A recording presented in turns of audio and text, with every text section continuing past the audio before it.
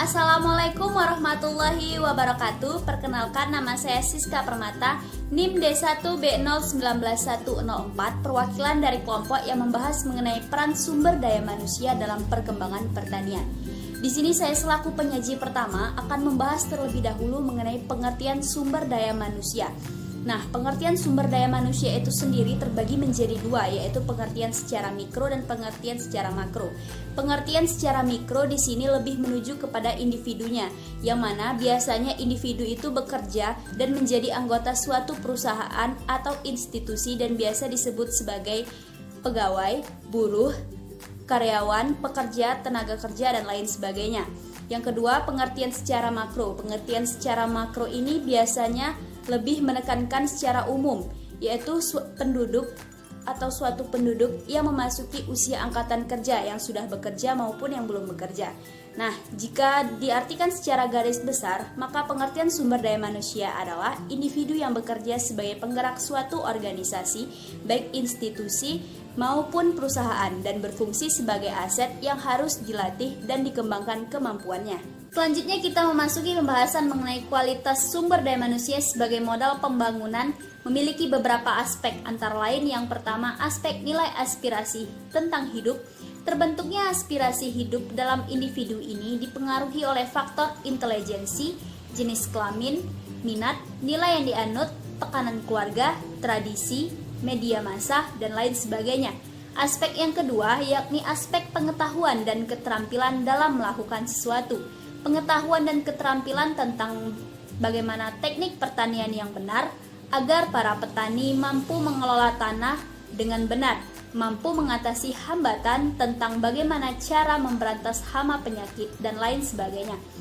Yang ketiga yakni aspek kewirausahaan dan kesanggupan serta kemampuan berusaha. Di dalam diri individu itu harus sudah tertanam jiwa kewirausahaan dan kesanggupan serta kemampuan berusaha agar mampu menghasilkan kualitas sumber daya manusia yang benar-benar berkualitas. Dan aspek yang terakhir yakni kemampuan untuk mengambil alih keputusan mengenai berbagai pilihan yang menyangkut kepentingan umum. Di dalam diri suatu individu itu harus mampu mengambil alih keputusan atau bagaimana caranya memecahkan suatu masalah yang menyangkut tentang kepentingan umum seperti kepentingan perusahaan atau kepentingan organisasinya. Selanjutnya, dalam konteks pertanian berkelanjutan, sumber daya manusia yang berkualitas senantiasa mengutamakan semangat gotong royong dengan mengembangkan prinsip-prinsip etika yang meliputi yang pertama prinsip-prinsip kualitas hidup, yang kedua prinsip melestarikan lingkungan hidup agar pembangunan dapat berlanjut, yang ketiga prinsip mengoptimalisasikan pemanfaatan sumber daya alam, dan yang terakhir prinsip mengindahkan daya dukung alam.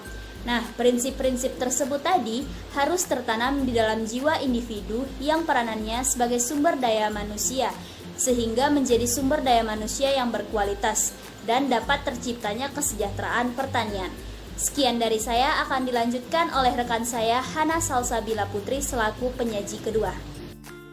Saya Hana Salsabila Putri, NIM D1B019114 akan melanjutkan presentasi. Baiklah, di sini peran sumber daya manusia terdiri dari dua kelompok besar, yaitu sumber daya manusia sebagai produsen dan sumber daya manusia sebagai konsumen. Baiklah, di sini akan dijelaskan sumber daya manusia sebagai produsen. Yang pertama, perbandingan antara angkatan kerja dengan lapangan kerja.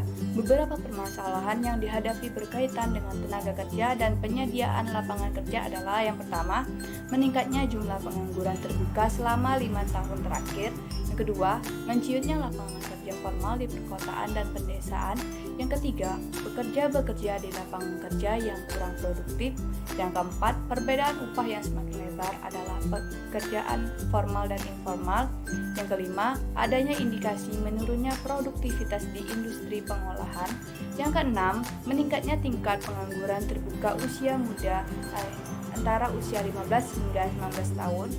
Lalu, yang kedua itu peningkatan mutu tenaga kerja. Dunia ketenaga kerjaan di Indonesia saat ini menghadapi dua masalah besar untuk dapat berkiprah di area global, antara lain yaitu perlunya meningkatkan kemampuan dalam menciptakan nilai tambah usaha dari kinerja bursa ketenaga kerjaan atau creating value.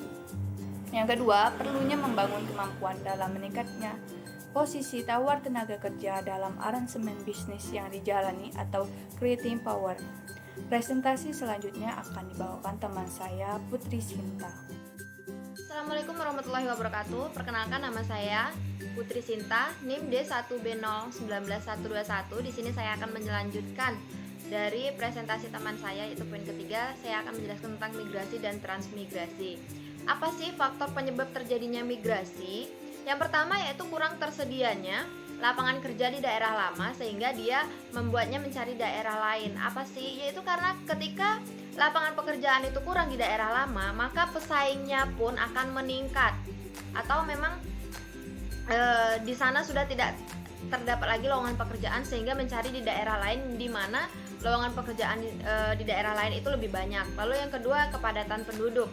Kepadatan penduduk juga mengakibatkan di suatu daerah itu kurangnya atau minimnya lapangan pekerjaan, sumber daya alamnya juga kurang, sehingga mereka untuk berpindah ke tempat lain yang masih kurang penduduknya. Lalu sumber daya alam yang tersedia kurang. Nah, itu tadi, ketika kepadatan penduduk menyerang, maka sumber daya alamnya akan berkurang. Jadi mereka akan mencari sumber daya yang masih daerah yang masih memiliki sumber daya yang banyak, sehingga bisa memenuhi keperluan mereka di kedepannya nanti. Lalu ada ya untuk melanjutkan pendidikan, seperti lebih memilih universitas yang istilahnya itu ternama atau namanya lebih besar gitu untuk melanjutkan pendidikan, karena di suatu daerah tidak semua daerah memiliki universitas, apalagi daerah-daerah yang terpencil itu akan mereka akan berpindah ke kota atau berpindah ke daerah yang ada universitas atau tempat pendidik yang lebih baik. Lalu adanya untuk dapat memperbaiki taraf hidup. Ya, seperti saya katakan tadi, ketika Anda ingin taraf hidup Anda naik, Anda melakukan mencari atau misalnya mencari pendidikan yang lebih baik, atau mencari universitas atau sekolah yang ternama untuk kelulusan atau taraf hidup Anda lebih meningkat. Lalu ada alasan agama, hubungan sosial yang kurang baik. Jika di suatu daerah dia memiliki hubungan sosial yang kurang baik atau dia kurang nyaman di tempat itu, maka dia akan memilih untuk berpindahlah atau mencari suasana baru di suatu daerah lain.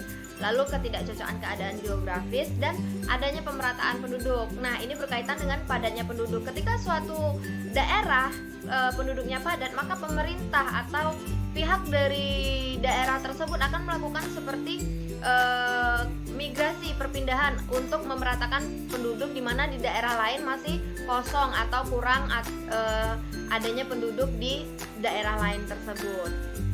Lalu ada masalah transmigrasi. Masalah transmigrasi itu ditinjau dari 4 segi.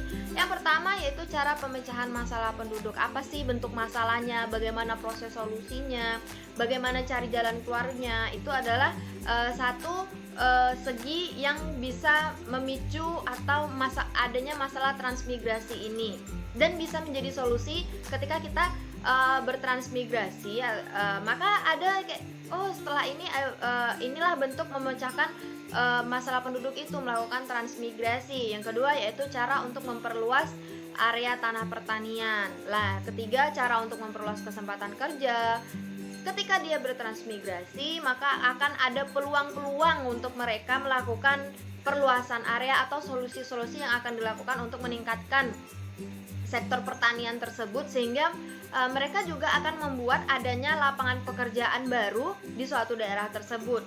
Lalu adanya bentuk pembangunan atau membantu pembangunan daerah di sana. Ketika Anda melakukan suatu perubahan di suatu daerah, maka itu akan melakukan bentuk pembangunan daerahnya juga akan meningkat atau meningkatkan efektivitas di suatu daerah tersebut. Nah, dalam tinjauan secara mikro, hal-hal yang berkaitan dengan sumber daya manusia itu perannya adalah pelaku utama sektor pertanian. Pelaku utama sektor pertanian itu siapa? Yaitu didominasi oleh pertanian rakyat. Nah, pertanian rakyat inilah yang menjadi peranan sumber daya manusianya sebagai produsen atau sebagai orang yang mengolah di bidang pertanian. Nah, dan sumber daya manusia yang sebagai produsen itu ditinjau dalam 3 aspek. Yang pertama yaitu petani sebagai pekerja usaha tani. Di mana bentuk pekerja usaha tani? Yaitu tadi mereka lah yang akan mengolah lahan tersebut, mulai dari pembabatan lahan itu, pengurusan lahan, lalu penanaman, perawatan ladang atau bidang pertaniannya, lalu pemanenan dan segala macamnya itu adalah pekerja usaha tani. Lalu ada petani sebagai pemimpin usaha tani. Apa sih bentuknya? Yaitu gapoktan, gabungan kelompok tani. Di sana akan ada pemimpinnya yang akan mengarahkan, atau yang sering disebut itu penyuluh atau apa. Di sana nanti akan ada acara seperti, ayo ini gimana cara kita memajukan sektor pertanian kita, bagaimana usaha tani kita akan berjalan lancar, bagaimana dan bagaimananya itu akan dijelaskan oleh pemimpin nanti di sana. Itulah yang akan dilakukan oleh pemimpin dari usaha tani. Lalu yang ketiga yaitu petani sebagai diri pribadi, yaitu menyadarkan diri sendiri. Oh, saya seorang petani harus melakukan apa nih ke depannya agar sektor pertanian saya bertahan.